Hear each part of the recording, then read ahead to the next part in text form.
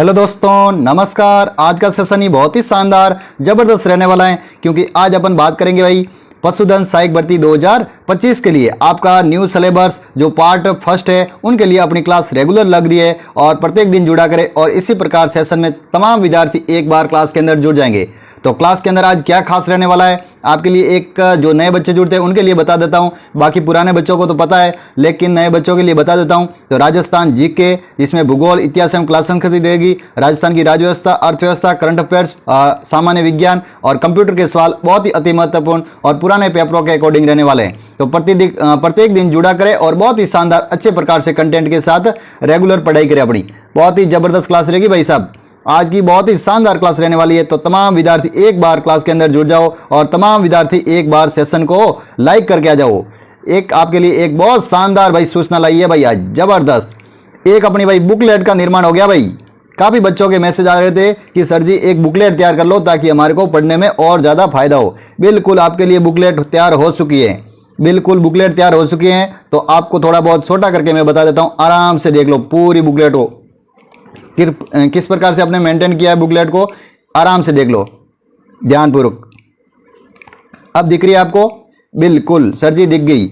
इसमें देखो राजस्थान कर्मचारी चयन बोर्ड द्वारा जयपुर द्वारा आयोजित राजस्थान पशुधन सहायक के लिए जो ई बुक तैयार है 2025 के नवीनतम जो पाठ्यक्रम रहता है उनके अकॉर्डिंग अपनी जो ई बुक बनी है उसके अंदर जैसे कि राजस्थान सामान्य ज्ञान, जिसमें भूगोल, इतिहास एवं क्लास संस्कृति के 500 क्वेश्चन लिए हैं और करंट अफेयर्स के 200 सवाल लिए हैं और राजस्थान की राज्य व्यवस्था के 100 सवाल और दैनिक विज्ञान जो आपकी साइंस जुड़ी हुई है उसके भी मैंने 200 क्वेश्चन ले लिए और कंप्यूटर का 100 क्वेश्चन ले लिए। तो 1100 प्लस क्वेश्चन का समावेश आपके जो बुकलेट के माध्यम से आपको मात्र 49 रुपये में, केवल मात्र 49 रुपये में ये सभी आपको एक बुकलेट के रूप में आपको व्हाट्सएप के जरिए ये मैंने नंबर जारी कर दिए, व्हाट्सएप नंबर, इस पर आप मेरे को मैसेज कर लेना। और बुकलेट प्राप्त करने के लिए तमाम विद्यार्थी इच्छुक थे। काफ़ी बच्चों का मैसेज भी आए कि सर जी जल्दी से जल्दी बुकलेट निकालो और हमारे को तो केवल ए पार्ट में ही प्रॉब्लम आ रही है, क्योंकि हमारा वेटनरी साइंस तो अच्छा खासा है लेकिन हमारा फर्स्ट पोर्शन जो आपका अ पार्ट है उसके अंदर काफ़ी सब्जेक्ट जुड़े हैं। इस बार कंप्यूटर भी जुड़ा है,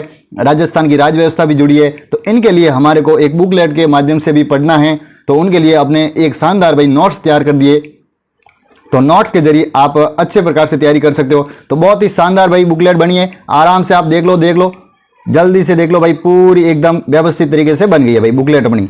इस प्रकार से बुकलेट है। आपको किसी को भाई सही है कि मेरे को डेमो सर चाहिए तो डेमो भी अपन दे सकते हैं। बिल्कुल उनको 2 या 3 पन्ने बता देंगे कि भाई इस प्रकार से हमारी बुकलेट का फॉर्मेट है। आपको देखते ही पता लग जाएगा कि हकीकत में बुकलेट तो बहुत ही शानदार और जबरदस्त सर ने बनाई है। तो इसलिए तमाम विद्यार्थी जो इच्छुक थे और खरीदना चाहते हैं भाई पशुधन सहायक के लिए, तो मात्र अब 2 महीने रहे हैं। आपके लिए इंपॉर्टेंट सवाल है और आप अब व्यवस्थित तरीके से पढ़ाई कर सकते हो। इसलिए ई बुक को एक बार खरीद लेना, ठीक है। तो इस नंबर पर मेरे को कांटेक्ट कर लेना, ये नंबर दे रखा है आपको व्हाट्सएप के जरिए। आपको इस पे मेरे को मैसेज करना है, केवल मैसेज के जरिए आपको आंसर दिया जाएगा, ठीक है।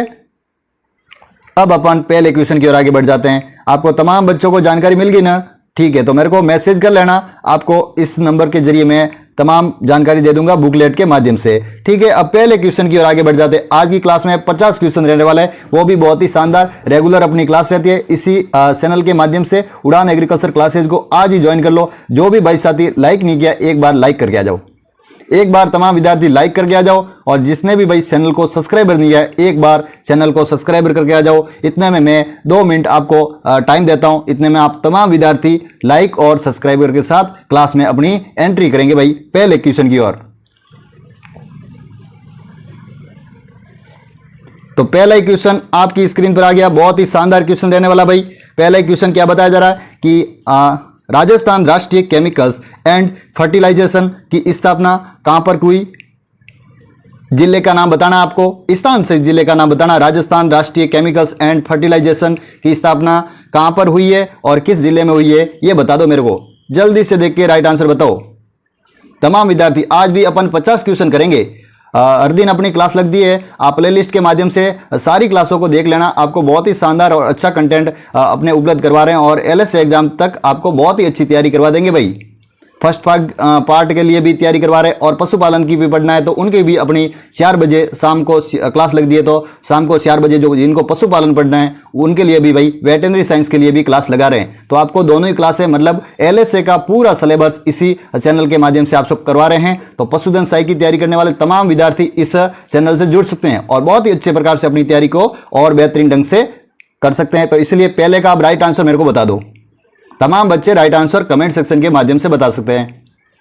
बिल्कुल सर जी, इसका तो राइट आंसर बताओ कि चित्तौड़ जिले का कपासन क्षेत्र में ही राजस्थान केमिकल्स एंड फर्टिलाइजेशन की स्थापना हुई है भाई। बिल्कुल, मैंने पहला ही राइट बता दिया भाई, बिल्कुल अच्छे प्रकार से। ठीक है, अब अपन अगले क्वेश्चन की ओर आगे बढ़ते हैं। अगला क्वेश्चन क्या कह रहा है? यह भी बहुत ही बेहतर सवाल, बहुत ही शानदार क्वेश्चन आया भाई। जल्दी से देखो कि राजस्थान का प्रथम वस्त्र उद्योग की स्थापना कहां पर हुई है भाई। राजस्थान का प्रथम वस्त्र उद्योग की स्थापना कहां पर हुई है? गंगानगर, भीलवाड़ा, उदयपुर, भरतपुर। जल्दी से देख के मेरे को राइट आंसर बारो टिक। कमेंट सेक्शन के माध्यम से आप आराम से आंसर बता सकते हो ताकि बाकी बच्चे जो भी पढ़ना चाहे, सीखना चाहे, आप कमेंट सेक्शन के माध्यम से एक बच्चा भी थ्योरी लिख सकता है तो बाकी बच्चों को भी काफ़ी अच्छी हेल्पफुल मिलती है, उनसे बहुत कुछ सीखने को मिलता है। इसलिए सभी बच्चे कमेंट सेक्शन के माध्यम से पूरी जानकारी जो प्रश्न रहता है उनके माध्यम से देंगे। ठीक है, तमाम बच्चे अब सेकंड का मेरे को राइट आंसर बता दो। बिल्कुल सर जी, इसका तो ब्यावर राइट बताओ। ब्यावर ही होगा क्योंकि राजस्थान का प्रथम सूती वस्त्र उद्योग ब्यावर के अंदर खोला गया। बिल्कुल अच्छी प्रकार से मैंने ब्यावर को ही राइट बताया है। और भीलवाड़ा में क्या है? वस्त्र नगरी है। वस्त्र नगरी या टेक्सटाइल सिटी के नाम से जानते हैं भीलवाड़ा को, ये भी ध्यान में रखेंगे। बिल्कुल अच्छा सा सवाल बनता है एग्जाम के अंदर। अगला क्वेश्चन क्या कह रहा है कि जयपुर में स्थित IT पार्क किस नाम से जाना जाता है भाई? जयपुर में स्थित IT पार्क किस नाम से जाना जाता है? जल्दी से देख के मेरे को राइट आंसर बताओ। बहुत ही शानदार क्लास रहने वाली है आज की। तीसरे का क्या राइट होगा? तो महिंद्रा वर्ल्ड सिटी इस नाम से बता देंगे भाई। सिटी थोड़ा नाम इस प्रकार से मात्रा थोड़ी बड़ी हो जाएगी इसके अंदर। तो जयपुर में स्थित IT पार्क कहाँ पर स्थित है? तो महिंद्रा वर्ल्ड सिटी के अंदर स्थित है भाई, ये ध्यान में रखेंगे। अच्छा सा सवाल, बहुत ही शानदार क्वेश्चन था भाई, बहुत ही जबरदस्त। अब अगले क्वेश्चन की ओर आगे बढ़ते हैं। देखो, मैंने कथन कारक के सवाल मैं बहुत लाता हूं क्योंकि काफ़ी बच्चों का ये डिमांड रहती है सर जी कथन कारक के सवाल लाया करो ताकि हमारे को एक क्वेश्चन के माध्यम से 3 या 4 क्वेश्चन सीखने को मिले। तो अब सोते का राइट आंसर तमाम बच्चे बता सकते हैं। जल्दी से देख के बताओ। इधर पार्क दे रखे हैं, इधर जिले दे रखे हैं कि कौन सा पार्क किन जिले में है। स्टोन पार्क कहाँ है? बायोलॉजिकल टेक्निकल पार्क कहाँ है? सूचना तकनीकी पार्क कहाँ है? जापानीज पार्क कहाँ है? बिल्कुल सभी एग्जाम में आए हुए और बहुत बार एग्जाम में आ चुके हैं, तो आपके भी एग्जाम में आने की संभावना रहती है ऐसे पार्क, जो आपको ध्यानपूर्वक देख लेना है। राइट आंसर पहले तो आप बताओ कमेंट सेक्शन के माध्यम से, फिर आपको मैं बता दूंगा। बिल्कुल सर जी, आप बता दो, हमने तो कमेंट कर ही लिया, तो चलो मैं बताता हूं। तो स्टोन पार्क कहाँ है? तो धौलापुरा, चित्तौड़गढ़, ठीक है, अरे करौली। तो इसका पहले का चौथा हो जाएगा, बिल्कुल राइट है। और दूसरे का सीतापुरा जयपुर हो जाएगा। बायोटेक्निकल पार्क ये सीतापुरा जयपुर। और तीसरे का दूसरा हो जाएगा, बिल्कुल। और चौथे का पहला हो जाएगा। इसी प्रकार से राइट होगा, चौथा, तीसरा, दूसरा, पहला। तो कौन सा राइट बैठ रहा है? बिल्कुल सर जी, इसका तो राइट आंसर क्या कौन सा बैठ रहा है? चौथे का चौथा, तीसरा, दूसरा, पहला, मतलब पहला ही बैठ रहा है। बिल्कुल पहले को राइट बता दिया मैंने कि स्टोन पार्क कहाँ है? तो धौलपुर करौली के में ये स्टोन पार्क है। धौलापुरा करौली, ठीक है, धौलपुर ना के धौलापुरा है, धौलापुरा करौली के अंदर। और बायोटेक्निकल पार्क कहाँ है? तो सीतापुरा जयपुर के अंदर। और सूचना तकनीकी पार्क कहाँ है? जयपुर, जोधपुर और कोटा और उदयपुर। और जापानी पार्क कहाँ है? तो निमराना अलवर के अंदर। इसी प्रकार से ध्यान में रखेंगे। अच्छी प्रकार से, बहुत ही शानदार क्वेश्चन था। ऐसे क्वेश्चन क्या होते हैं, कई कबार आपको एक के साथ दूसरा कंफ्यूज करने के लिए देते हैं, लेकिन आपको आराम से करना है। जो पहले आता है वो पहले कर देना, बाकी फिर बाद में करना है। तो ऐसे प्रश्नों को ध्यानपूर्वक करना पड़ता है भाई, नहीं तो गलत होने की संभावना 100% रहती है ऐसे सवालों में। अगला क्वेश्चन बताओ। अगला क्वेश्चन कथन कारक से सुमिलित करने का है। बिल्कुल ये भी बता दो, आराम से बता सकते हो। बिल्कुल अच्छा क्वेश्चन है भाई। ब्यावर के अंदर कौन सा स्थान दे रखे हैं? इधर उद्योग दे रखे हैं। तो ब्यावर के अंदर क्या है भाई? भरतपुर के अंदर क्या है? और गंगानगर और केसरो पाटन होगा ना? बिल्कुल केसरो पाटन। ये थोड़ा बहुत टाइपिंग मिस्टेक हुई है, ये केसरो पाटन हो जाएगा भाई। तो अब आप आसवे का राइट आंसर बताओ मेरे को। ब्यावर तो सीनी के लिए है, बिल्कुल राइट बता दिया मैंने। भरतपुर में क्या है? बिल्कुल ये जल्दी से देख के बताओ मेरे को। भरतपुर में क्या होगा? आप आराम से पहले तो बता दो, फिर मैं बताता हूं। 5वें का जल्दी से देख के बताओ मेरे को। पहले का तीसरा ये होगा भाई, ब्यावर वस्त्र के लिए हो जाएगा। फिर भरतपुर के अंदर सरसों तेल बिल्कुल, और गंगानगर के अंदर क्या होगा? हो जाएगी सीनी बिल्कुल, और केसरे पाटन कागज के लिए। इसी प्रकार से ये हो जाएगा भाई। ये राइट बैठ रहा है, मतलब ख राइट बैठ रहा है। तीसरा, पहला, दूसरा, चौथा बिल्कुल ये राइट बैठ रहा है। मिलान कर लिए मैंने, तमाम मिलान कर लिया, आप आराम से देख लो। अब अगले क्वेश्चन की ओर आगे बढ़ जाते हैं। अगला क्वेश्चन ही बहुत ही बेहतरीन, बहुत ही खास रहने वाला है। जल्दी से देख लो, आराम से देख लो। 2011 की जनगणना के अनुसार निम्नलिखित में से राजस्थान के किस जिले में दशकीय जनसंख्या वृद्धि दर न्यूनतम रही भाई? न्यूनतम जनसंख्या वृद्धि दर रही भाई। जल्दी से देख के मेरे को राइट आंसर मारो टिक। कौन सा राइट होगा? सट्टे का राइट आंसर बताना आपको। तो श्री गंगानगर की रही थी, कितनी रही थी? 10.0%। ये रही थी श्री गंगानगर की दशकीय वृद्धि। और सबसे ज्यादा किसकी रही थी? बाड़मेर की रही थी 32.5%। बिल्कुल सभी आपको ध्यान में रखना है। 32.5 बाड़मेर की रही थी सबसे ज्यादा, और सबसे कम रही थी श्री गंगानगर की 2011 की जनगणना के अनुसार जनसंख्या वृद्धि दर। सबसे न्यूनतम बताया था, तो गंगानगर को राइट बता देंगे। अगला क्वेश्चन ही बहुत ही जबरदस्त रह रहा है भाई। जल्दी से देखो कि जनसंख्या की दृष्टि से राजस्थान का सबसे बड़ा संभाग कौन सा भाई? जनसंख्या जिसमें ज्यादा है, जनसंख्या जिसमें ज्यादा है ये बताना होगा भाई। इधर जोधपुर है, ध्यान में रख लेना, ठीक है। 7वें का राइट आंसर बता दो मेरे को। तो जनसंख्या की दृष्टि से सबसे बड़ा तो है जयपुर, और क्षेत्रफल की दृष्टि से जोधपुर। इसी प्रकार से अब वर्तमान में 7 संभाग और 41 जिले संख्या रह गई है। पहले 50 बनाए थे, फिर घटा के 41 रह गए, और 7 संभाग कर दिए, पहले 10 थे। तो इसी प्रकार से आप संभाग और जिलों का भी ध्यान में रख लेंगे। तो जयपुर में जनसंख्या सबसे ज्यादा है, जनसंख्या का सबसे बड़ा संभाग में, और जोधपुर क्षेत्रफल की दृष्टि से सबसे बड़ा संभाग है। ये दोनों क्वेश्चन आप ध्यान में रख लेंगे।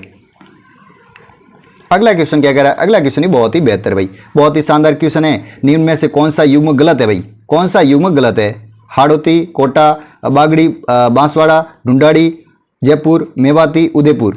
कौन सा राइट होगा? 8वें का राइट आंसर बताओ मेरे को। कौन सा सुमिलित गलत है ये गलत बताना, बाकी तीनों राइट होंगे। तो एक को गलत बता दो, बाकी तीनों राइट होंगे। बिल्कुल सर जी, मेवाती कहाँ है? उदयपुर में नहीं होगी। बिल्कुल मेवाती तो अलवर भरतपुर में है, बाकी ढूंढाड़ी जयपुर हो जाएगा। बागड़ी है, बागड़ी बोली, ये बागड़ी को बागड़ी बोलते हैं, ये बांसवाड़ा के अंदर है, और हाड़ौती के अंदर कोटा। बिल्कुल इसी प्रकार से ध्यान में रखेंगे। तो इसका केवल ग ही गलत था, बाकी तीनों राइट थे। अच्छा सवाल था। अब अगला क्वेश्चन क्या कह रहा है? अगला क्वेश्चन ही बहुत ही बेहतरीन कि श्री मल्लिनाथ जी पशु मेला कहाँ पर आयोजित होता है? कहाँ पर बढ़ता है भाई मेला? जल्दी से देखो, राइट आंसर बताओ मेरे को।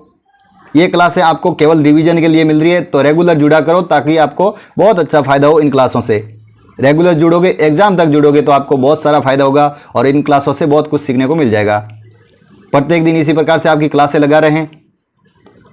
टेलीग्राम से भी हमारे जुड़ सकते हैं। टेलीग्राम भी उड़ान एग्रीकल्चर क्लासेज के नाम से बन रखा है। वहाँ पर भी आपको बहुत सारी अच्छी प्रकार से जानकारी देते हैं। एग्जाम से रिलेटेड हो गया, या क्विज भी करवा सकते हैं, और भी कोई भी न्यूज वगैरह अपडेट रहती है वो भी आपको टेलीग्राम पर मिल जाएगी। इसलिए टेलीग्राम उड़ान एग्रीकल्चर क्लासेज के नाम से हैं। डिस्क्रिप्शन में आपको लिंक दे देंगे, वहाँ जाके जुड़ जाना, ठीक है।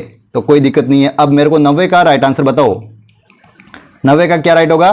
तिलवाड़ा बाड़मेर हो जाएगा। श्रीजीत तिलवाड़ा बाड़मेर न करके अब बालोतरा करो, क्योंकि अब बालोतरा जिला बन गया। बालोतरा का क्या बन गया? जिला बन गया। तो मल्लिनाथ जी पशु मेला अब तिलवाड़ा बालोतरा में बढ़ता है, बाड़मेर को न करके। ये पुराना जीके के अकॉर्डिंग पूछा है, लेकिन नए जिले के अकॉर्डिंग पूछ ले तो बालोतरा राइट बता देना। बिल्कुल मैंने बाड़मेर को काट दिया है। इसी प्रकार से आप अगला क्वेश्चन बताओ। अब अगला क्वेश्चन बहुत ही बेहतरीन है, बहुत ही खास रहने वाला है कि राजस्थान की जनगणना 2011 के अनुसार निम्न में से कौन सा जिला जो 0 से 6 वर्ग की आयु में सर्वाधिक लिंगानुपात रखता है भाई? जल्दी से देख के राइट आंसर बताओ। जल्दी से देख लो। 0 से 6 आयु वर्ग के सर्वाधिक लिंगानुपात होगा, कौन सा जिला होगा? क्या आपको पता है? क्या पता है तो बताओ मेरे को कमेंट सेक्शन के माध्यम से। बिल्कुल आप बता सकते हो, मेरे को कमेंट सेक्शन के माध्यम से बता सकते हो। सर जी इसका तो बांसवाड़ा राइट बताओ।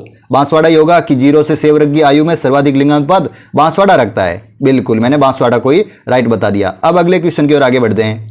अगला क्वेश्चन क्या कह रहा है भाई? अगला क्वेश्चन बहुत ही बेहतरीन। सबसे कम दशकीय जनसंख्या वृद्धि दर 2001 से 2011 वाला जिला कौन सा है भाई? सबसे कम दस्तकीय वृद्धि दर 2001 से 2011 वाला जिला कौन सा है भाई? इनके मध्य कौन सा जिला था जहाँ की दस्तकीय वृद्धि दर सबसे कम रही? कौन कौन से जिले हैं? 3 जिले दे रखे हैं, तो 3 जिलों में आपको देख के आराम से बता सकते हो। 11वें का राइट आंसर क्या हो जाएगा भाई? सर जी इसमें तो पाली, झुंझुनू और श्री गंगानगर करो। मैंने अभी बताया का श्री गंगानगर की सबसे कम है, फिर उसके बाद झुंझुनू, इसके बाद पाली हो जाएगा। तो इनकी जनसंख्या वृद्धि दर क्या हुई? सबसे कम रही भाई। तो इसका ग राइट हो जाएगा भाई। इसी प्रकार से पाली, झुंझुनू, श्री गंगानगर को राइट करेंगे अच्छे प्रकार से। अब अगले क्वेश्चन की ओर आगे बढ़ते हैं। अगला क्वेश्चन ही बहुत ही बेहतरीन रहने वाला भाई कि 2011 की जनगणना के अनुसार राजस्थान में नगरीय जनसंख्या का प्रतिशत कितना है भाई? नगरीय जनसंख्या प्रतिशत, एक तो होती है ग्रामीण जनसंख्या, एक होती है नगरीय जनसंख्या। उसमें नगरीय जनसंख्या का प्रतिशत आपको बताना भाई। बिल्कुल सर जी, इसका तो राइट आंसर बता दो। 24.9% या 24.90% जो दस्तकीय वृद्धि दर रहती है नगरीय जनसंख्या की। और पूछ लेते हो ग्रामीण की कितनी रहती है, तो हो जाएगी इससे प्लस में कर लो, 75.10% तो हो जाएगी ग्रामीण की और 24.90% हो जाएगी शहरी। तो 75.10% बता देंगे ग्रामीण की जनसंख्या रहती है। इसी प्रकार से आपको जनसंख्या के भी बहुत ही शानदार क्वेश्चन पूछे जाते हैं, तो तमाम विद्यार्थी जनसंख्या को भी अच्छे से पढ़ लेना।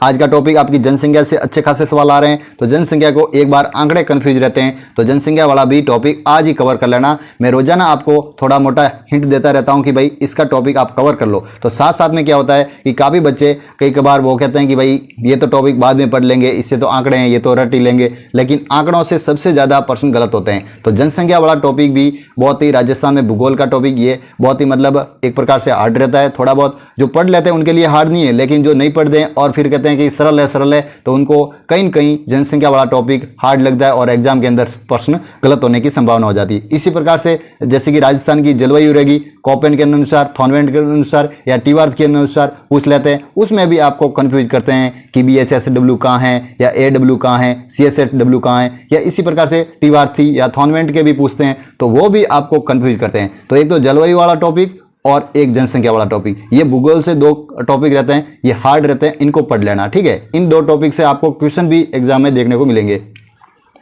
तो ये पढ़ लेना, ठीक है। अब इसका राइट आंसर बता दो मेरे को कि राजस्थान में वर्ष 1901 से 2011 के मध्य किसकी जनगणना सबसे न्यूनतम लिंगानुपात रहा? मतलब उस सन के मध्य सबसे न्यूनतम लिंगानुपात किसका रहा भाई? ठेठ 1901 से लेके 2011 के मध्य किस वर्ष सबसे न्यूनतम लिंगानुपात रहा? तो 1921 में सबसे न्यूनतम लिंगानुपात रहा था भाई, ये आपको ध्यान में रखेंगे। जनसंख्या ठेठ 1901 से लेकर 2011 के मध्य बताया गया है। इसी प्रकार अब अगले क्वेश्चन की ओर आगे बढ़ते हैं। अगला क्वेश्चन बहुत ही बेहतरीन, बहुत ही खास रहने वाला भाई, जल्दी से देखो आराम से। 2011 की जनगणना के अनुसार निम्नलिखित में से किस जिले में सही सुमिलित घनत्व को अवरोही क्रम में बताना भाई? जनसंख्या घनत्व क्या पूछा है? जनसंख्या घनत्व आरोही क्रम में बताना है, अवरोही क्रम में बताना भाई। जल्दी से देखो भाई, सौदे का जल्दी से देखो क्या राइट बैठ रहा है, क्या आपको पता है? क्या अवरोही क्रम में हो जाएगा भरतपुर, दौसा, कोटा और उदयपुर। बिल्कुल सर जी, ग को राइट आंसर बताओ, क्योंकि ये अवरोही क्रम में ये राइट आंसर बैठ रहा है भाई, भरतपुर, दौसा, कोटा और उदयपुर। बिल्कुल बिल्कुल राइट आंसर है अच्छी प्रकार से। अब अगले क्वेश्चन की ओर आगे बढ़ते हैं। अगला क्वेश्चन बहुत ही बेहतरीन है। क्या बताया जा रहा है कि राज्य में किस भाग में जनसंख्या घनत्व सर्वाधिक है भाई? जनसंख्या घनत्व सर्वाधिक है किस कौन सा क्षेत्र है जहाँ का जनसंख्या घनत्व सबसे ज़्यादा है?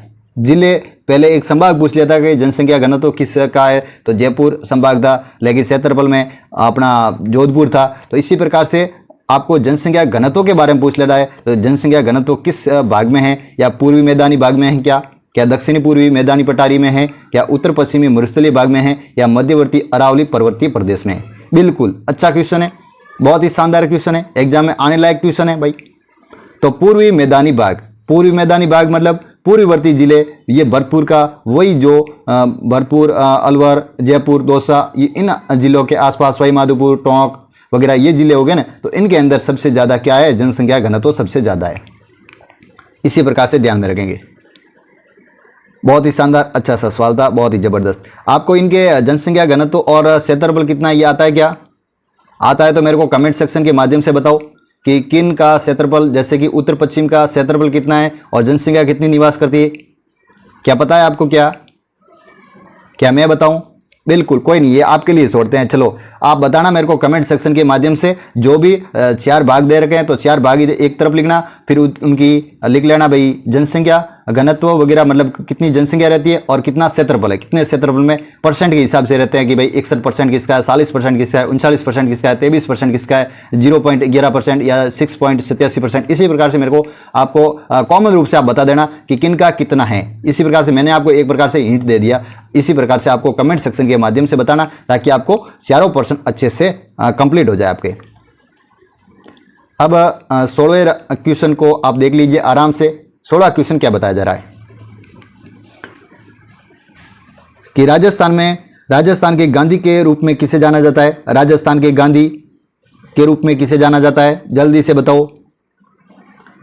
बिल्कुल सर जी, इसका तो हो जाएगा गोकुल भाई भट्ट। गोकुल भाई भट्ट को ही राजस्थान के गांधी कहा जाता है भाई। बिल्कुल अच्छा सवाल है भाई। अगले क्वेश्चन की ओर आगे बढ़ते हैं। अगला क्वेश्चन क्या कह रहा है? ये भी बहुत ही शानदार क्वेश्चन आया भाई कि हवाई अड्डा शहर के रूप में सुमिलित करना है। एक तरफ हवाई अड्डे दे रखे हैं, इधर तरफ शहर दे रखा है, तो इसी प्रकार से आपको सुमिलित करना है। कौन सा सुमिलित नहीं है? एक सुमिलित नहीं होगा, बाकी तीनों सुमिलित हो गए। क्या आपको पता है? जल्दी से देखो। पहले तो क्वेश्चन को आराम से, क्वेश्चन तो दे रखा है हवाई अड्डे और शहर के बारे में, और फिर इधर आप देख लो हवाई अड्डों के बारे में और शहर देख के आराम से राइट आंसर बता सकते हो। 70वें का राइट आंसर बताना आपको। बिल्कुल सर जी, इसका तो केवल गई गलत बैठ रहा है, बाकी तीनों राइट बैठ रहे हैं। क्योंकि महाराणा प्रताप हवाई अड्डा जो उदयपुर के अंदर है, डब्बोक के अंदर। बिल्कुल नाल हवाई अड्डा जो बीकानेर के अंदर है, ये भी राइट है। कोटा हवाई अड्डा कोटा के अंदर है। लेकिन सूरतगढ़ हवाई अड्डा कहाँ हो गया भाई? सूरतगढ़ हो गया श्रीगंगानगर। और जोधपुर कहाँ हो गया? तो जोधपुर में कौन सा हवाई अड्डा है? क्या आपको पता है? पता है क्या? मेरे को कमेंट सेक्शन के माध्यम से बता सकते हो। बिल्कुल जोधपुर का हवाई अड्डा बताओ आप। मैं बता देता हूं, तो रातानाडा हवाई अड्डा है जो जोधपुर के अंदर है। बिल्कुल ये ध्यान में रखेंगे। सूरतगढ़ का ये गलत हो रहा है, ठीक है, ये जोधपुर नहीं होगा। बिल्कुल इसको गलत बताएंगे, बाकी तीनों सही थे। अच्छा सवाल था। अगला क्वेश्चन क्या कह रहा है? अगला क्वेश्चन बहुत ही बेहतरीन है कि राजस्थान में रेल नेटवर्क किस रेलवे जोन के अंतर्गत आता है भाई? राजस्थान में रेल नेटवर्क किस रेलवे जोन के अंतर्गत आता है भाई? 18वें का राइट आंसर बताओ। उत्तरी पश्चिमी रेलवे। बिल्कुल, तो उत्तरी पश्चिमी रेलवे को मैंने राइट बता दिया कि राजस्थान में रेल नेटवर्क जोन किसके अंतर्गत आता है? तो उत्तर पश्चिमी रेलवे के अंतर्गत आता है। बिल्कुल अच्छी प्रकार से। ज़्यादा सिंपल क्वेश्चन होंगे, उसमें मैं आपका ज़्यादा समय वेस्ट नहीं करूंगा, क्योंकि आपका समय बहुत कीमती है, मेरे को पता है। क्योंकि आपके पास हर मिनट का, इसे कहते हैं कि हर मिनट की मतलब वैल्यू है। उनके लिए आपको मतलब हर पर्सन को आप अच्छी तरह से पढ़ना चाहते हो, सोचना चाहते हो, अधिक से अधिक ज़्यादा से ज़्यादा एमसीक्यू लगाना चाहते हो, मॉडल पेपर पढ़ना चाहते हो, थ्योरी पढ़ना चाहते हो। तो इसलिए मेरा भी ये कोशिश रहती है कि आपको ज़्यादा सिंपल क्वेश्चन में ज़्यादा समय वेस्ट न करे और आपको बहुत अच्छे से अच्छा कंटेंट देने की कोशिश करे। इसलिए सभी बच्चे, प्यारे बच्चे रेगुलर जुड़ रहे हैं और वो रेगुलर क्लास देख रहे हैं, उनके लिए बहुत ही ज़्यादा फायदा होगा। और रेगुलर जुड़ेंगे एग्जाम तक तो आपको बहुत अच्छी प्रकार से तैयारी करवा देंगे भाई। LS एग्जाम तक, LS एग्जाम तक जुड़ जाना, आपके लिए बहुत ही शानदार अच्छे प्रकार से तैयारी करवाएंगे और बहुत ही बेहतर तैयारी करवा रहे हैं। आप प्ले लिस्ट माध्यम से देख सकते हो, हमारी प्ले लिस्ट भी लग चुकी है, उसमें भी काफ़ी क्लासें हमने दे चुके हैं, तो वो भी आप जाके आराम से देख सकते हो। पूरी क्लासें आराम से आपके लिए निःशुल्क है और ई बुक का भी निर्माण कर दिया है, तो वो भी आपके लिए ई बुक भी आपको व्हाट्सअप के जरिए आपको उपलब्ध करवा देंगे। काफ़ी बच्चों के मैसेज दे, सर नोट्स भेजो। मैंने कहा नोट्स कहाँ से भेजें? आपको एक ई बुक बना देता हूँ मैं, ई बुक के जरिए आपके 1100 क्वेश्चन बना देता हूँ ताकि आपको अच्छे से हम उपलब्ध करवा सकें। सर कोई कहता है कि सर कंप्यूटर हमारा वीक है, कोई कहता है पॉलिटी वीक है, लेकिन उनके सबके लिए हमने एक ही पूरा बुकलेट बनने की कोशिश की कि कम रुपए में आपको ज़्यादा अच्छा कंटेंट दे दे। न कि आपको मतलब ज़्यादा किताबों से ज़्यादा देना है कि 200, 300, 400, 500 ऐसे कुछ नहीं देना है। मात्र 49 रुपये में 1100 क्वेश्चन, वो भी बहुत ही बेहतरीन, और एक एक पर्सन को मैंने 60 कर मतलब बहुत ही एग्जाम से अकॉर्डिंग क्वेश्चन को बनाने की कोशिश की है। इसलिए आप बुकलेट सभी बच्चे खरीद लेना, सभी बच्चे बुकलेट खरीद लेना, आपको बहुत सारा फायदा हो जाएगा भाई उनसे बुकलेट से। अब 19वें का राइट आंसर बताओ। पहले तो 19वें का राइट आंसर बता दो मेरे को। राजस्थान में सर्वप्रथम कृषि विश्वविद्यालय कहाँ पर स्थित है? राजस्थान का सर्वप्रथम कृषि विश्वविद्यालय कहाँ पर स्थित है? एग्रीकल्चर विश्वविद्यालय जो यूनिवर्सिटी सर्वप्रथम कब बनी, वो कहाँ पर बनी? बिल्कुल सर जी, जल्दी से देख के राइट आंसर आप पहले तो बता दो, फिर मैं राइट आंसर बताता हूं। तो 19वें का सी राइट होगा। बिल्कुल सी न होके, क्योंकि सी तो उदयपुर के अंदर नहीं, पहले तो भाई स्वामी केशवानंद बनी थी, बीकानेर बनी थी।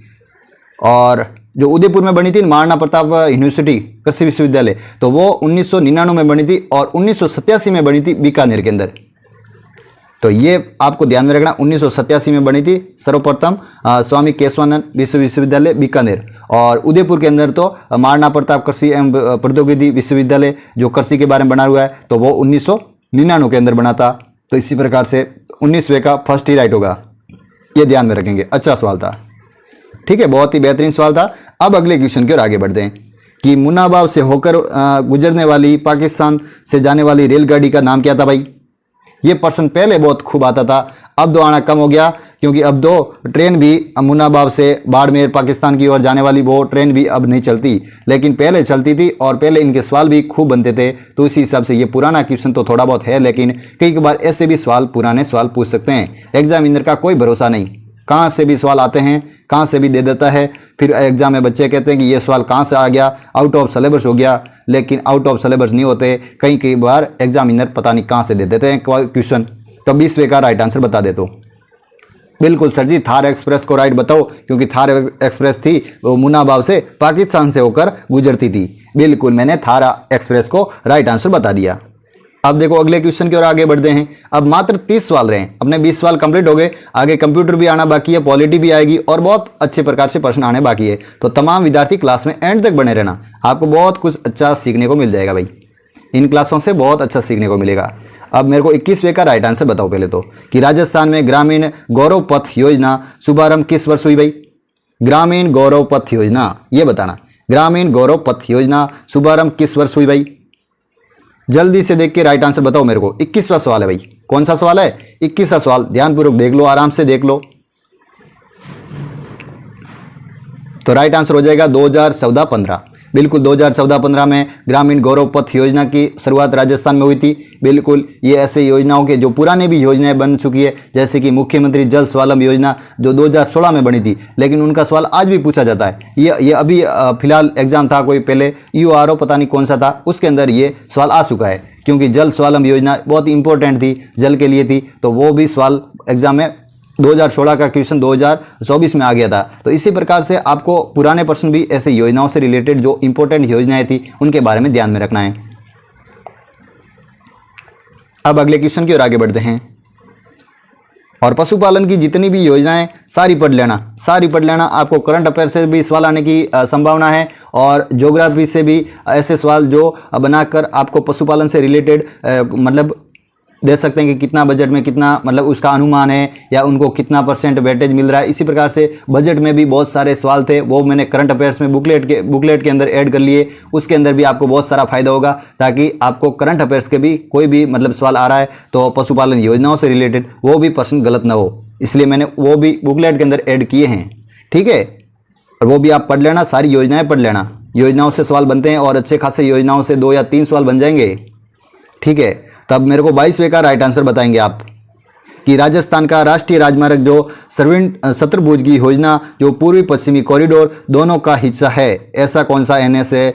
देखो ध्यानपूर्वक देखो, आराम से देख सकते हो, प्रश्न को देख के राइट आंसर बता सकते हो। तो राष्ट्रीय राजमार्ग 76 हो जाएगा, जो राष्ट्रीय राजमार्ग सर्विंट शत्रुभुज योजना तथा पूर्वी पश्चिमी कॉरिडोर दोनों का हिस्सा है, राष्ट्रीय राजमार्ग 76। इसी प्रकार ये इसका बहुत ही राइट आंसर हो जाएगा। ठीक है, राइट आंसर ग होगा। अब अगले क्वेश्चन की ओर आगे बढ़ जाते हैं। अगला क्वेश्चन बहुत ही बेहतरीन है भाई, बहुत ही खास है, बहुत ही जबरदस्त रहने वाला है, कि राजस्थान में मुख्यमंत्री सड़क योजना किस वर्ष प्रारंभ हुई भाई। राजस्थान मुख्यमंत्री सड़क योजना, इसी प्रकार से प्रधानमंत्री सड़क योजना भी जो शुरुआत हुई थी उसका भी बता सकते हो क्या। पहले तो मुख्यमंत्री सड़क योजना के बारे में बता दो मेरे को, 23वें का राइट आंसर, कि राजस्थान मुख्यमंत्री सड़क योजना कब हुई थी और प्रधानमंत्री सड़क योजना वो कब हुई थी, वो भी दोनों आप कमेंट सेक्शन के माध्यम से बताना। बिल्कुल 2005 में हुई थी मुख्यमंत्री सड़क योजना, और प्रधानमंत्री सड़क योजना थी वो 2000 के अंदर बनी थी, 2000। ठीक है, 2000 के अंदर सड़क योजना शुरू हुई थी और मुख्यमंत्री सड़क योजना 2005। अच्छी प्रकार से ये भी सवाल बनते हैं, बिल्कुल अच्छे प्रकार से बनते हैं। अगला क्वेश्चन बहुत ही शानदार आया भाई, कला संस्कृति से सवाल लग रहा है, क्योंकि लोक देवता हैं तो कला संस्कृति के अंदर लोक देवताओं को पूछा जाता है। अच्छी प्रकार से प्रश्न आया भाई, बताओ जल्दी से। इनमें से कौन सा युग्म सही नहीं है भाई, कौन सा सही नहीं है भाई, कौन सा सवाल है, 24वां सवाल है, तो जल्दी से देखो 24वें को। तेजाजी का मेला क्या बीकानेर में बढ़ता है? अरे पहला भी गलत हो गया, तेजाजी का मेला बीकानेर में कहाँ बढ़ता है? डूंगरपुर मेला, डूंगरपुर में। बेणेश्वर मेला, बिल्कुल बेणेश्वर में, डूंगरपुर, अरे बेणेश्वर मेला डूंगरपुर में बढ़ता है, बिल्कुल। रामदेव जी मेला पोखरण अरुणिशा रामदेवरा में बढ़ता है, बिल्कुल राइट है। और लक्की मेला ये भी करौली के अंदर बढ़ता है, ये भी राइट है। लेकिन वीर तेजाजी जो मेला बढ़ता है वो परबतसर नागौर में बढ़ता है, बिल्कुल। तो इसका पहला ही गलत हो जाएगा, पहला ही गलत हो जाएगा। अगला क्वेश्चन क्या कह रहा है? अगला क्वेश्चन की ओर आगे बढ़ते हैं। अगला क्वेश्चन ही बहुत ही बेहतरीन रहने वाला भाई, कि राजस्थान में पर्यटन विकास निगम की स्थापना कब हुई थी? स्थापना आपको बतानी है। राजस्थान पर्यटन विकास निगम, बिल्कुल शानदार क्वेश्चन है भाई। यह प्रश्न तो 100% आने की संभावना, ऐसे ही प्रश्न एग्जाम में बनते हैं कि राजस्थान पर्यटन विकास निगम की स्थापना किस वर्ष हुई थी भाई? किसकी स्थापना किस वर्ष हुई भाई? जल्दी से देख के बताओ। पर्यटन विकास निगम की स्थापना बतानी है आपको, वो भी राजस्थान के अंदर। तो 25वें का राइट आंसर हो जाएगा 1 अप्रैल 1979 हो जाएगा। 1 अप्रैल 1979 में राजस्थान पर्यटन विकास निगम की स्थापना हुई, बिल्कुल। आप अच्छी प्रकार से पढ़ोगे ना तो क्लास के अंदर पूरी देखते देखते ही आपको क्लास याद हो जानी चाहिए। एक बार देखते ही क्लास आप पूरी दिमाग में बैठा देना कि एक बार क्लास देखी मतलब दूसरी बार देखने की आवश्यकता पड़े ही नहीं, ऐसी कामना रखनी है। मतलब एक बार क्लास देखते ही पूरी क्लास याद हो जानी चाहिए। इस प्रकार से पढ़ना है आपको, पूरे ध्यानपूर्वक मन लगा के पढ़ना है आपको। अगला क्वेश्चन क्या कह रहा है भाई? जल्दी से देखो 26वें का फिर राइट आंसर बताओ। पर्यटन की दृष्टि से स्वर्णिम चतुर्भुज, जिसे गोल्डन ट्रायंगल, इसे किसे कहा जाता है भाई? गोल्डन ट्रायंगल के रूप में कौन कौन से जिले शामिल होते हैं? स्वर्णिम त्रिभुज बनता है। पर्यटन की दृष्टि से बताना है कौन कौन से जिले बनेंगे, तीनों शामिल, तीनों जिलों का जो एक प्रकार से ट्रायंगल बनेगा, गोल्डन ट्रायंगल बोलते हैं। ये बताओ मेरे को, जल्दी से देखो। तो जयपुर, आगरा और दिल्ली, इन तीनों का जो स्वर्णिम त्रिभुज बनता है गोल्डन ट्रायंगल, बिल्कुल। जयपुर, आगरा और दिल्ली, अच्छी प्रकार से। अब अगले क्वेश्चन की ओर आगे बढ़ते हैं। अगला क्वेश्चन ही पर्यटन से आया भाई, पर्यटन से भी अच्छे खासे सवाल आ रहे भाई, कि राजस्थान के मरु त्रिकोण पर्यटन जो परिपथ किन जिलों में, मतलब कौन कौन से जिले शामिल है जो मरु त्रिकोण परिपथ के अंदर आते हैं भाई? मरु त्रिकोण अभी आया था, मतलब सर्विण जो था उनके अंदर गोल्डन ट्रायंगल के अंदर 3 जिले थे। इसी प्रकार आपको मरु त्रिकोण के अंदर पर्यटन परिपथ के अंदर जिले बता देने भाई। 27वें का राइट आंसर बताएंगे तमाम बच्चे, 27वें का राइट आंसर बताएंगे। तो सर जी इसके अंदर तो जोधपुर, जैसलमेर और बीकानेर को राइट आंसर बता दो। इसके अंदर बाड़मेर भी आता है, कई एग्जाम के अंदर इसके लिए डिलीट भी ये क्वेश्चन हुआ है, क्योंकि इसके अंदर भाई जोधपुर, जैसलमेर, बीकानेर और बाड़मेर भी आते हैं, लेकिन इसके अंदर बाड़मेर ऐड नहीं दे रखा है। तो कोई दिक्कत नहीं, आपको ये 3 जिला है तो 3 जिले तो कंफर्म रहते हैं, और बाड़मेर साथ में दे रखा है तो बाड़मेर को भी राइट आंसर बता देना, क्योंकि बाड़मेर का भी राइट आंसर बताते हैं। इसके अंदर ये क्वेश्चन 1-2 बार एग्जाम के अंदर डिलीट भी हुआ है, आप देख लेना, इसको भी आराम से देख लेना। 3 जिले तो कंफर्म रहते हैं भाई।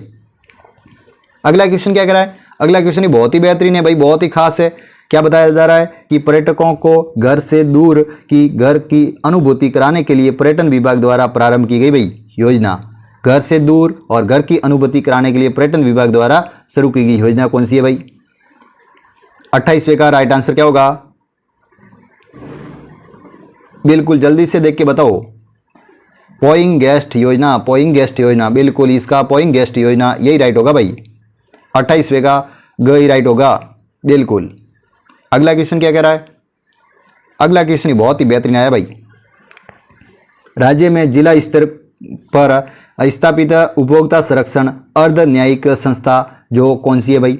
अर्ध न्यायिक संस्था, उपभोक्ता संरक्षण पर अर्ध न्यायिक संस्था कौन सी है? जल्दी से देख के राइट आंसर बता सकते हो। बिल्कुल जिला आयोग ही है जो अर्ध न्यायिक संस्था है उपभोक्ता संरक्षण के लिए, बिल्कुल। ऐसे भी सवाल बनते हैं एग्जाम के अंदर, तो ध्यानपूर्वक देखेंगे भाई ऐसे सवालों को भी। और रेगुलर आपको प्रैक्टिस सेट, ज़्यादा से ज़्यादा प्रैक्टिस सेट लगाने, ज़्यादा से ज़्यादा मॉडल पेपर मिलाने।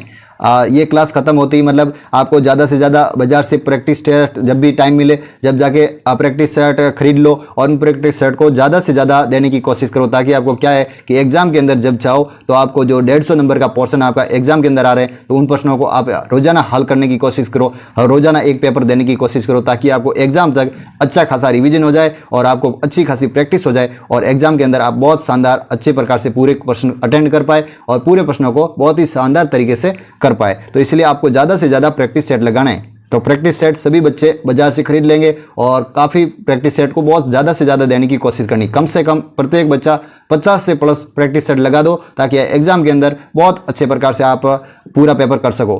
कम से कम 50 पेपर तो लगाना है, 150 के 50, तो आपकी अच्छी खासी प्रैक्टिस हो जाएगी भाई। प्रैक्टिस जरूरी है क्योंकि प्रैक्टिस जितनी ज़्यादा करोगे ना उतना सीखने को ज़्यादा मिलेगा। अब 30वें का राइट आंसर बताएंगे। राजस्थान पर्यटन नीति 2020 में कब लागू हुई? राजस्थान पर्यटन नीति 2020 में कब लागू हुई? 2020 के अंदर आपको डेट सहित महीने का नाम बताना होगा। तो 9 सितंबर 2020 के अंदर पर्यटन नीति लागू की गई। बिल्कुल इसका राइट आंसर हो जाएगा पहला ही। अब अगले क्वेश्चन की ओर आगे बढ़ जाते हैं। अगला क्वेश्चन बहुत ही शानदार आया भाई, बहुत ही जबरदस्त क्वेश्चन आया भाई। यह प्रश्न तो एग्जाम में 2 या 3 बार आ चुका है कि किस दिन भोजन में खीर और मालपुए बनाए जाते हैं जो ब्राह्मणों को भोजन कराते समय लोग अपने परिवारजनों और उद्यान जाते हैं और उन्हें रमणीय स्थलियों पर जाकर आनंदपूर्वक आनंद मनाते हैं। ऐसा कौन सा त्यौहार है? क्या पता है आपको? 31वें का राइट आंसर बता दो। बिल्कुल अच्छा सवाल है, 2 या 3 बार एग्जाम में आ चुका है, ये प्रश्न रिपीट हुआ भाई। मैंने भी आपको ऐड कर लिया ताकि आपको भी अच्छे से सीखने को मिले। 31वें का राइट आंसर बताओ मेरे को। हरियाली अमावस, बिल्कुल हरियाली अमावस जो बता रहे हैं उनका राइट आंसर होगा भाई, बिल्कुल अच्छी प्रकार से। आपको त्योहारों की तिथियां जो आती है ना, उन तिथियों को आप आराम से एक पन्ने में ले लेना और पन्ने के जरिए एक नोट्स के रूप में आप एक टेबल के आगे चिपका देना ताकि आपको जितनी भी तिथि रहती है ना, जैसे कि आखा तीज कब मनाई जाती है, ये काफ़ी बच्चों के कन्फ्यूजिंग रहते हैं सवाल। जो जैसे कि कोई भी तिथि रहती है उसके अंदर महीना भूल जाते हैं या कई कबार उनके आगे जो तृतीया होती है, दूज होती है या जो भी मतलब आगे लगता है वो भी आप कन्फ्यूज में रहते हैं कि तेजा नवमी कब मनाई जाती है, गोगा नवमी कब, गोगा जी का जो त्यौहार होता है, गोगा जी का मेला कब भरता है। इसी प्रकार से अलग अलग आपको जो भी तिथियां रहती है ना, उन तिथियों को आप एक चार्ट में बना दो और फिर आपके टेबल के आगे चिपका दो एक चार्ट के रूप में। फिर आपको रेगुलर 7 दिन तक उनको रिपीट करते रहना है और फिर 7 दिन के भीतर आपको अच्छे प्रकार से वो पूरी कंटेस्ट हो जाएगी और पूरी याद हो जाएगी। तो आपको तिथियां जितनी भी है ना उनको एक सारणी में एक टेबल के रूप में बना देना और सारों को पूरी अच्छे प्रकार से पढ़ लेना। तो उनका भी सवाल एग्जाम में 1 आध या 2 आध बन जाएंगे, तो वो भी आपका अच्छे से क्लियर हो जाएगा। ठीक है, अब मेरे को 32वें का राइट आंसर बताओ। 32वें का राइट आंसर बताओ। मैं इसी प्रकार से आपको रेगुलर बताता रहूंगा कि आपको कौन से सवाल आते हैं और कौन से सवाल में आप बच्चे जो कंफ्यूज रहते हैं और कौन से सवालों में आपको पढ़ोगे तो सबसे ज़्यादा फायदा होगा और उनसे क्वेश्चन बनने की 100% संभावना होगी। ये मैं आपको रेगुलर हिंट देता रहूंगा, एग्जाम तक हिंट देता रहूंगा ताकि आपको एग्जाम तक हर प्रकार से आपको बहुत अच्छी तरीके से पढ़ाई करवा देंगे। आपको कोई जानकारी नहीं देंगे, मतलब जानकारी मतलब हर तरह से आपको जानकारी देने की कोशिश करेंगे। ऐसी कोई जानकारी नहीं देंगे मतलब कि आपके बिना फालतू की रहेगी या कोई बिना काम की रहेगी, मतलब हर जानकारी आपके लिए उपयोगी देने की कोशिश करेंगे। तो तमाम बच्चे मानकर उनके लिए आप काम करना, जो मैं बताता हूं उनके लिए पढ़ लेना, तो आपका भला हो जाएगा। ठीक है, आपके भले के लिए हम सोचते हैं। तो अब मेरे को 32वें का राइट आंसर बताओ भाई। ठीक है, 32वें का राइट आंसर बताओ कि राजस्थान पर्यटन को उद्योग का दर्जा कब किस वर्ष मिला गया? राजस्थान पर्यटन को उद्योग का दर्जा किस वर्ष मिला गया? क्या पता है आपको? जल्दी से मेरे को देख के 32वें का राइट आंसर बताओ। 1989 में, बिल्कुल 1989 में राजस्थान पर्यटन विकास उद्योग का दर्जा मिला। 1989 इसका राइट आंसर होगा अच्छी प्रकार से। एक इसका पर्यटन विभाग से एक और सवाल आता है कि राजस्थान पथ परिवहन निगम की स्थापना कब हुई थी? आपको पता है क्या? पता हो तो मेरे को कमेंट सेक्शन के माध्यम से बताना। राजस्थान पथ परिवहन निगम की स्थापना कब हुई थी, किस डेट को हुई थी, महीने सहित आप सन को लिख लेना ताकि आपका ये भी क्वेश्चन एकदम क्लियर हो जाए। जिनको नहीं आता उनको कमेंट सेक्शन के माध्यम से देख लेंगे तो उनको भी सीखने को मिल जाएगा। तो कमेंट कर लेना, जिनको भी पता है कमेंट कर लेना। ठीक है, अब मेरे को 33वें का राइट आंसर बताओ कि देश में उपभोक्ता दिवस कब मनाया जाता है? बिल्कुल अच्छा सवाल भाई, देश में उपभोक्ता दिवस कब मनाया जाता है? अच्छा सवाल है। 33वें का राइट आंसर बताना आपको। सर जी इसका तो 15 अप्रैल 1987 करो, क्योंकि 15 अप्रैल 1987 को ही देश में उपभोक्ता दिवस के रूप में मनाया जाता है। बिल्कुल, तो मैंने 15 अप्रैल 1987 को ही राइट बता दिया। अब अगला क्वेश्चन क्या कह रहा है? ये तो देश के अंदर उपभोक्ता दिवस था, ये राष्ट्रीय उपभोक्ता दिवस, ये दोनों ही अलग अलग प्रकार से रहते हैं। बच्चे कंफ्यूज नहीं होना है, आपको कंफ्यूज नहीं होना है। इसका भी राइट आंसर बता सकते हो बिल्कुल। 100 विषय का राइट आंसर बताओ। तो इसका हो जाएगा भाई 24 दिसंबर को राष्ट्रीय उपभोक्ता दिवस मनाया जाता है। 24 दिसंबर, बिल्कुल अच्छी प्रकार से। दोनों अलग अलग है, ध्यान में रख लेना, दोनों ही अलग अलग है। अगला क्वेश्चन क्या कर रहा है, ये तो खूब बार एग्जाम में आ चुका है भाई, खूब बार एग्जाम में आ चुका है, बहुत बार एग्जाम में आ चुका है कि जावर की खान उदयपुर में किस खनिज के लिए विख्यात है भाई। जावर जो उदयपुर के अंदर है, राणा लाखा के सामने पिसोला झील बनी थी, वो बंजारों द्वारा बनाई थी। उस समय जो जावर की भी खान जो उदयपुर में किस खनिज के लिए विख्यात है, मतलब किस खनिज के लिए खनन किया गया भाई, ये बताना भाई। तो 35वें का राइट आंसर बता दो मेरे को। बिल्कुल अच्छा सवाल है, बहुत ही शानदार है। सर जी इसका तो सीसा जस्ता करो, क्योंकि सीसा जस्ता के लिए जावर की खान जो उदयपुर के अंदर खनन हुआ। बिल्कुल अच्छी प्रकार से। तो मैंने राइट आंसर ख को राइट आंसर बता दिया। अब अगले क्वेश्चन की ओर चलते हैं। देखो अगला क्वेश्चन क्या कह रहा है, ध्यानपूर्वक प्रश्न को पढ़ो। प्रश्न थोड़ा बड़ा है, आराम से पढ़ लो पहले तो। 37वें का राइट आंसर बताना आपको। प्रश्न क्या कह रहा है कि वह कौन सी संस्था जिसके गठन के प्रावधान उपभोक्ता संरक्षण अधिनियम 2009 के तहत, परंतु 1986 में अधिनियम नहीं। मतलब 2009 में तो वो अधिनियम संरक्षण था, लेकिन 1986 अधिनियम में नहीं था। तो इनके बारे में आपको इस प्रकार से कथन दे रखा है, उनमें कौन सी जो संस्था थी इस प्रकार से उपभोक्ता संरक्षण अधिनियम के तहत। जल्दी से मेरे को राइट आंसर बताओ भाई। अच्छा सवाल है भाई, ये भी अच्छा सवाल है। जल्दी से देख के राइट आंसर बता सकते हो कि राइट आंसर क्या होगा। 37वें का राइट आंसर बताना है। बिल्कुल इसका भी राइट आंसर हो जाएगा केंद्रीय उपभोक्ता संरक्षण प्राधिकरण, CCPA। इसको CCPA कह देंगे भाई, बिल्कुल इसी प्रकार से। अच्छा सवाल है, केंद्रीय उपभोक्ता संरक्षण प्राधिकरण। अब अगले क्वेश्चन की ओर आगे बढ़ते हैं। अभी तक तो पॉलिटी और कंप्यूटर आना बाकी है, राजस्थान की राजव्यवस्था और कंप्यूटर को भी करेंगे। वैसे पॉलिटी के काफ़ी सवाल आ चुके हैं, साइंस भी आएगी, कंप्यूटर भी आएगा, आगे साइंस और कंप्यूटर के भी सवाल आ चुके हैं, तो आगे देखेंगे। ठीक है, अब मेरे को 37वें का राइट आंसर, पहले तो राइट आंसर बताओ कि हमारे देश में उपभोक्ता संरक्षण अधिनियम के तहत निम्न में से कौन सा उपभोक्ता अधिकार शामिल नहीं है भाई। बताओ कौन सा होगा भाई, कौन शामिल नहीं है भाई। सुनवाई का अधिकार, उपभोक्ता शिक्षा का अधिकार, स्वस्थ वातावरण का अधिकार, सूचना पाने का अधिकार। जल्दी से देखो, जल्दी से देखो, राइट आंसर बता सकते हो कमेंट सेक्शन के माध्यम से। तो स्वस्थ वातावरण का अधिकार ये शामिल नहीं है, बाकी पहला, दूसरा और चौथा ये तीनों राइट होंगे। बिल्कुल अच्छी प्रकार से ध्यान में रखेंगे, अच्छा सवाल था। अब 38वें सवाल की ओर आगे बढ़ते हैं। 38वां सवाल ही बहुत ही बेहतरीन आया भाई। उपभोक्ता से भी अच्छे खासे सवाल आ रहे हैं, पर्यटन से भी अच्छे खासे सवाल आए, जनसंख्या से भी आए, कला संस्कृति से भी आए, और इतिहास से भी काफ़ी सवाल अच्छे देखने को मिले। मतलब आपको एक क्लास में अंदर कितना सारी जानकारी देखने को मिल रही है, काफ़ी फायदा हो रहा है। मतलब पूरी क्लास बहुत ही शानदार अच्छी प्रकार से देखने को मिल रही है। तो रेगुलर प्लेलिस्ट के माध्यम से सभी क्लासें, जो भी पुरानी क्लासें उनको भी आप डाउनलोड कर लेना, या पूरी क्लासें एक बार देख लेना, ताकि आपको अच्छे से रिवीजन हो जाए, फायदा हो जाए। काफ़ी मैंने अच्छे सवाल लाने की कोशिश की है, एग्जाम के लायक सवाल रहते हैं, तो उन सवालों को भी आप एक बार देख लेना प्लेलिस्ट के माध्यम से। प्लेलिस्ट आपको यूट्यूब चैनल के अंदर ही जाओगे, वहाँ जाके मिल जाएगी, आपको यूट्यूब चैनल के माध्यम से मिल जाएगी। ठीक है, अब मेरे को अगले क्वेश्चन का राइट आंसर बताओ। राइट आंसर बता दो मेरे को 38वें का, कि राष्ट्रीय उपभोक्ता आयोग अध्यक्ष कौन नियुक्त कर किया जाता है भाई। राष्ट्रीय उपभोक्ता आयोग के जो अध्यक्ष होते हैं, इनको नियुक्त कौन करता है। तो सर्वोच्च न्यायालय का वर्तमान व सेवानिवृत्त जो न्यायाधीश रहता है, वही करता है कौन, राष्ट्रीय उपभोक्ता संरक्षण जो आयोग रहते हैं, उनका जो अध्यक्ष को नियुक्त करता है सर्वोच्च न्यायालय के वर्तमान में जो के तो न्यायाधीश होने चाहिए, या सेवानिवृत्त न्यायाधीश है, वो कर सकता है भाई। इसी प्रकार से ध्यान में रखेंगे, अच्छा सवाल था। अब अगला क्वेश्चन की ओर आगे बढ़ते हैं। अगला क्वेश्चन ही बहुत ही बेहतर आया भाई, बहुत ही शानदार पॉलिटी से सवाल आया भाई, कि जिला उपभोक्ता संरक्षण परिषद के अंतर्गत न्यूनतम कितनी बैठकें रहती है भाई। जिला उपभोक्ता संरक्षण परिषद में कुल कितनी बैठकें रहती है भाई। 39वें का राइट आंसर बताओ। तो कितनी बैठकें रहती है, बिल्कुल 2 बैठकें रहती है भाई, 2 बैठकें की जाती है साल में। अच्छी प्रकार से ध्यान में रखेंगे। अगला क्वेश्चन क्या कह रहा है, अगला क्वेश्चन ही बहुत ही बेहतरीन आया भाई।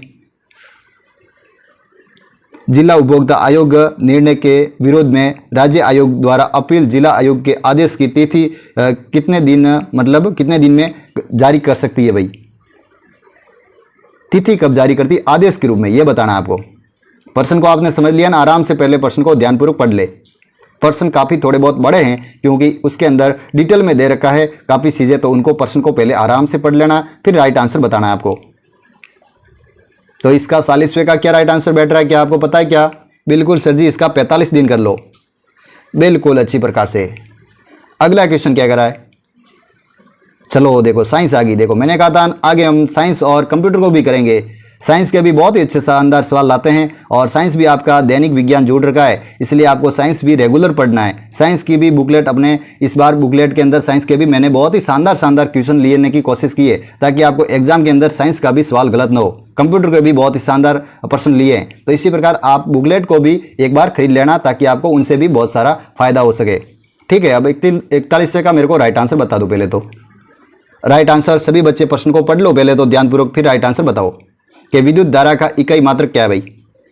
जितने भी अलग अलग रहती है इकाइयाँ, अलग अलग मतलब ओम की क्या रहती है, विद्युत धारा की क्या रहती है, वोल्ट को किससे नापते हैं, एम्पियर को किससे नापते हैं, इसी प्रकार आपको सभी आनी चाहिए भाई, सभी इकाइयाँ आनी चाहिए। एक नॉर्मल सवाल, बेसिक सवाल इनसे बन जाता है। तो विद्युत धारा की इकाई रह जाएगी एम्पियर, अमीटर। अमीटर भी कह सकते हैं या एम्पियर भी कह सकते हैं, ये दोनों ही नाम आते हैं, आपको कंफ्यूज नहीं होना। विद्युत धारा की इकाई अमीटर या एम्पियर, ये दोनों ही राइट होते हैं इसी प्रकार से। अब अगला क्वेश्चन क्या करा है? अगला क्वेश्चन बहुत ही शानदार आया भाई कि मानव शरीर में रक्त का पंप करने वाला कौन सा अंग है। मतलब शरीर के अंदर रक्त का पंपिंग कौन करता है? शरीर के अंदर जो रक्त होता है, ब्लड रहता है, ब्लड को पंपिंग करने का कार्य कौन करता है? शरीर के अंदर हर भाग में रक्त को दौड़ाने का कार्य कौन करता है भाई? हर जगह शरीर आपके अंदर रक्त दौड़ता है सिराओं के अंदर, तो इसी प्रकार रक्त को दौड़ाने का कार्य कौन करता है? क्या मस्तिष्क कर सकता है क्या? फेफड़े करते हैं क्या? पेट करता है क्या? सर जी इसमें तो हृदय करता है, हृदय ही पंपिंग करता है। बिल्कुल अच्छी प्रकार से, बहुत ही शानदार, अच्छा क्वेश्चन था, बहुत ही जबरदस्त क्वेश्चन था, शानदार क्वेश्चन था। अगला क्वेश्चन की ओर आगे बढ़ेंगे। अगला क्वेश्चन क्या कह रहा है? बहुत ही जबरदस्त क्वेश्चन है, बहुत ही शानदार क्वेश्चन आ गया भाई, बहुत ही शानदार क्वेश्चन आ गया। क्या बताया जा रहा है कि सामान्य वायुमंडलीय दबाव में पानी को उबालने के लिए तापमान लगभग 100 डिग्री सेंटीग्रेड होता है, तो पानी को उबालने पर तापमान का फ़ारेनहाइट कितना हो जाएगा? मतलब कितना है? 100 डिग्री सेंटीग्रेड में बताया है, तो आपको फ़ारेनहाइट में उबालने पर कितना होगा ये बताना है। अच्छा सवाल है, बड़ा सवाल है, लेकिन आपको सोच समझ के ऐसे सवालों को करने की कोशिश करनी है कि वायुमंडलीय दबाव है, उनमें पानी का उबलना, 100 डिग्री सेंटीग्रेड पर पानी उबल रहा है, तो उनको उबलने पर आपको फ़ारेनहाइट में कितना होगा? क्या पता है क्या? सर जी इसका तो हो राइट आंसर होगा 212 फ़ारेनहाइट। बिल्कुल 100 डिग्री सेंटीग्रेड पर कितना हो जाएगा? 212 डिग्री फ़ारेनहाइट हो जाएगा। अच्छी प्रकार से। जल का अधिकतम घनत्व कितना रहता है? 66 डिग्री सेल्सियस रहता है, ये आपको ध्यान में रखना है। अगले क्वेश्चन की ओर आगे बढ़ते हैं। एक प्रश्न के साथ मैं आपको 2 या 3 प्रश्न बता दूंगा ताकि आपको अच्छे से प्रश्न सीखने को मिले, और थ्योरी भी साथ साथ में थोड़ी बहुत कर लेते हैं ताकि आपको एक प्रश्न के साथ साथ 2 या 3 प्रश्न याद हो जाए। तो ज़्यादा से ज़्यादा आपको प्रश्न करने की कोशिश करनी है, एमसीक्यू लगाने की कोशिश करनी है, ज़्यादा से ज़्यादा साइंस के क्वेश्चन करने, ताकि आपको साइंस का भी प्रश्न नॉर्मल से नॉर्मल प्रश्न आए या भले हार्ड से हार्ड आए, लेकिन आपका गलत प्रश्न नहीं होना चाहिए। तो आपको ज़्यादा से ज़्यादा क्या करनी है? प्रैक्टिस करनी है सवालों की। अब पानी का रासायनिक सूत्र बताओ मेरे को, फिर भारी जल का भी बता दो साथ साथ में। पानी का पहले तो बताओ मेरे को। पानी का सूत्र तो H2O होता है, H2O, बिल्कुल H2O, और भारी जल का हो जाएगा D2O, बिल्कुल इसी प्रकार से ध्यान में रखेंगे। अच्छा सवाल। अब अगले क्वेश्चन की ओर आगे बढ़ते हैं। अब देखो आगे भाई कंप्यूटर, अब अपन कंप्यूटर को भी करेंगे। कंप्यूटर भी आपका अच्छा खासा भाई, कि कंप्यूटर में सीपीयू का फुल फॉर्म क्या रहता है भाई? सीपीयू का फुल फॉर्म बताना भाई। कंप्यूटर का मस्तिष्क कह सकते हैं, कंप्यूटर का दिमाग कह सकते हैं, सीपीयू का फुल फॉर्म कहेंगे, और सीपीयू का मुख्य भाग कौन सा रहता है वो भी आपको साथ में बताना होगा। क्या आपको आता है क्या? पहले तो सीपीयू का फुल फॉर्म हो जाएगा सेंट्रल प्रोसेसिंग यूनिट, बिल्कुल सेंट्रल प्रोसेसिंग यूनिट। तो इसको आप पहला ही मैं राइट बताता हूं, बिल्कुल पहला ही सर जी राइट बताओ, क्योंकि सेंट्रल प्रोसेसिंग यूनिट इसका फुल फॉर्म रह जाएगा। लेकिन इसका जो मुख्यतः भाग रहता है वो होता है ALU। क्या कहेंगे? ALU, जिसे बोलेंगे arithmetic and the logic unit, arithmetic and the logic unit. इसका जो मुख्यतः भाग रहता है सीपीयू का। कंप्यूटर भी आपके जुड़ा हुआ है, तो कंप्यूटर के भी बहुत ही बेहतरीन सवाल आएंगे। आपको कंप्यूटर के भी सवाल साथ साथ में रेगुलर करना है ताकि आपको कंप्यूटर भी रिवीजन अच्छे से हो जाए। विंडोज क्या है? आपको पता है क्या विंडोज क्या है? विंडोज एक प्रकार का ऑपरेटिंग सिस्टम है, एक प्रकार का वेब ब्राउजर है, या एक प्रकार का नेटवर्क प्रोजेक्टर है, या एक प्रकार का डाटाबेस सॉफ्टवेयर है? कौन सा हो जाएगा? जल्दी से देखो, जल्दी से देख के आराम से राइट आंसर बता सकते हो। बिल्कुल आराम से राइट आंसर बता सकते हो। एक प्रकार का ऑपरेटिंग सिस्टम है। बिल्कुल सर जी, ये तो एक प्रकार का ऑपरेटिंग सिस्टम है, विंडोज। बिल्कुल अच्छी प्रकार से बता रहे हो, बिल्कुल अच्छे प्रकार से बता रहे हो। तो पहला इसका राइट आंसर बता दिया मैंने। अब मात्र 3 या 4 क्वेश्चन रह रहे हैं, 4 क्वेश्चन रहे क्योंकि 46 तो कर लिया आपने। फिर आपको मैं अच्छे से एक जानकारी दे दूंगा, फिर अपन क्लास को समाप्त कर लेंगे। अगला क्वेश्चन क्या कह रहा है कि यूएसबी का फुल फॉर्म क्या है भाई?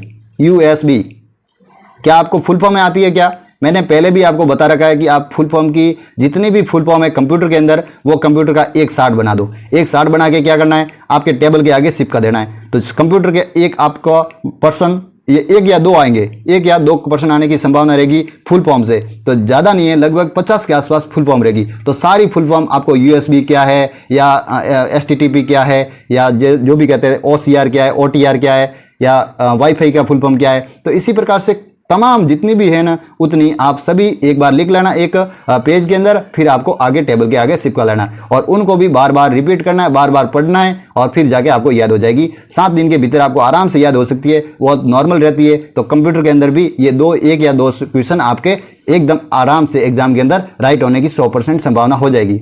आप आराम से कर सकते हो इन फुल फॉर्म को। तो यूएसबी का फुल फॉर्म क्या रहता है, आपको पता है क्या? जल्दी से देख के राइट आंसर बता सकते हो। यूनिवर्सल सीरियल बस, बिल्कुल सही बता रहे हैं, सही बता रहे हो भाई, सही बता रहे हो। मैं रुक रहा क्यों था, क्योंकि मैंने सोचा बच्चे क्या राइट आंसर बता रहे हैं, कमेंट करें तो मेरे को पता लगे भाई। तो यूनिवर्सल सीरियल बस, बिल्कुल सही बता रहे हो अच्छी प्रकार से। अगला क्वेश्चन क्या कह रहा है? अगला क्वेश्चन थोड़ा बहुत छोटा कर लेते तो आपकी आपको आराम से दिखे भाई। आपको दिखने में कई परेशानी नहीं आनी चाहिए भाई, परेशानी नहीं आनी चाहिए आपको दिखने में। नहीं आ रही परेशानी तो कोई दिक्कत नहीं। अब देखो आराम से देख सकते हो। तो HTTP का फुल फॉर्म क्या भाई? HTTP का फुल फॉर्म क्या है, क्या पता है आपको? मैंने अभी बताया था कि फुल फॉर्म आपको सारी रट लेना, फुल फॉर्म के अच्छे सवाल बनते हैं। तो HTTP का फुल फॉर्म क्या रह जाएगा? 48वें का राइट आंसर क्या होगा? तो हाइपर टेक्स्ट ट्रांसफर प्रोटोकॉल। बिल्कुल सर जी, इसका ही राइट आंसर बताओ, हाइपर टेक्स्ट ट्रांसफर प्रोटोकॉल। बिल्कुल इसका फर्स्ट ही राइट होगा अच्छी प्रकार से। अब अगले क्वेश्चन की ओर आगे बढ़ते हैं। अगला क्वेश्चन क्या कह रहा है? अगला क्वेश्चन ही बहुत ही बेहतरीन आया भाई कि कंप्यूटर में बैकअप क्या है भाई? बैकअप का अर्थ क्या रहता है? डाटा पुनः प्राप्ति, मतलब डाटा को पुनः प्राप्ति करना, यही हो जाएगा कंप्यूटर का बैकअप हो जाएगा। मतलब डाटा जो कंप्यूटर के अंदर डाटा रहता है उनको बैकअप करना, वापस पुनः प्राप्त करना, उसे ही कहेंगे भाई बैकअप अच्छी प्रकार से। अगला क्वेश्चन ही बहुत ही खास, आज की क्लास का लास्ट क्वेश्चन कि कंप्यूटर में बीट क्या है भाई? कंप्यूटर की बीट क्या कहते हैं? बीट किसे कहेंगे? कंप्यूटर में बीट किसे कहेंगे? क्या आपको पता है? क्या पता है तो मेरे को बताओ, बिल्कुल सभी बच्चे बताओ। तो डाटा की सबसे छोटी इकाई, बिल्कुल डाटा की सबसे छोटी इकाई, मतलब डाटा को संग्रहण करने की सबसे छोटी इकाई अलग अलग प्रकार से रहती है ना, जैसे कि निबल रहती है, बीट रहती है, बाइट रहती है, मेगाबाइट, गीगाबाइट, टेराबाइट, अलग अलग प्रकार की रहती है जो संग्रहण करने के लिए। तो बीट सबसे छोटी है। बीट क्या रहती है? सबसे छोटी रहती है। बिल्कुल अच्छी प्रकार से बता रहे हो। कंप्यूटर को भी आप बहुत ही बेहतर करा देंगे, आपके कंप्यूटर भी बहुत ही अच्छी प्रकार से सिलेबस के अंदर जुड़ रखा है, तो कंप्यूटर को भी बहुत शानदार करवा देंगे। देखो मैं आपको अब और थोड़ी बहुत जानकारी दे देता हूं जो बुकलेट के बारे में, जो भी बच्चे बाद में जुड़े उनको भी ध्यान में रखें कि बुकलेट क्या है और बुकलेट के बारे में आपके लिए क्या फ़ायदा होगा, बुकलेट क्या आपके लिए उपयोगी रहने वाली है। तो आपको मैं तमाम जानकारी अभी दे देता हूँ। तो राजस्थान कर्मचारी चयन बोर्ड के द्वारा जयपुर द्वारा आयोजित जो आपकी परीक्षा रहती है, जो अधिनेश बोर्ड करवाता है, पशुधन सहायक, राजस्थान लाइव स्टॉक असिस्टेंट, नवीनतम पाठ्यक्रम के अनुसार आपकी ई बुक बनी है, 2025 के सिलेबस के अकॉर्डिंग बनी है। तो आपके लिए उड़ान एग्रीकल्चर क्लासेज के द्वारा ई बुक का निर्माण किया गया है, जो राजस्थान का सामान्य ज्ञान के 500 क्वेश्चन दे देंगे, राजस्थान करंट अफेयर्स के आपको 200 क्वेश्चन दे देंगे, राजस्थान की राज्य व्यवस्था के 100 क्वेश्चन दे देंगे, दैनिक विज्ञान के 200 क्वेश्चन दे देंगे, कंप्यूटर के 100 क्वेश्चन दे देंगे और 1100 प्लस क्वेश्चनों का समावेश कर देंगे और मात्र 49 रुपये में आपको उपलब्ध करवा देंगे। वो भी 1 लाइनर क्वेश्चन रहेंगे, विथ आंसर रहेंगे। ई बुक के लिए संपर्क करना है तो आपको 9461286617 ये आपके नंबर है, ई बुक पर मैंने दे रखे हैं, आपको मेरे को इस नंबर पर व्हाट्सअप कर देना और तमाम बच्चे एक बार खरीद लेना। जो भी मेरे पास मैसेज, काफ़ी बच्चों के मैसेज आए थे कि सर जी बुकलेट का निर्माण कर लो, हमारे को नोट्स पढ़ने हैं, हमारे को बुकलेट चाहिए, सर जी आप बुकलेट बना दो। तो मैंने बच्चों की मांग पर बुकलेट बनाई है, तो आप तमाम बच्चे एक बार बुकलेट को खरीद लेना। आपके बुकलेट के अंदर बहुत ही शानदार और अच्छे प्रकार से कंटेंट में बहुत ही कोई कमी नहीं रखी गई है, तो इसलिए आप बुकलेट को जरूर खरीदना। ठीक है, तो आज के लिए इतना ही। सभी प्यारे बच्चों को, जुड़ने वाले तमाम प्यारे बच्चों का अपने उड़ान एग्रीकल्चर क्लासेज में स्वागत है। और तमाम बच्चे जो जुड़ रहे हैं और रेगुलर पढ़ रहे हैं उनके लिए बहुत सारी अच्छे से अच्छे क्लासेज देने की कोशिश करेंगे। आज के लिए यही क्लास समाप्त करते हैं। थैंक यू सभी बच्चों को।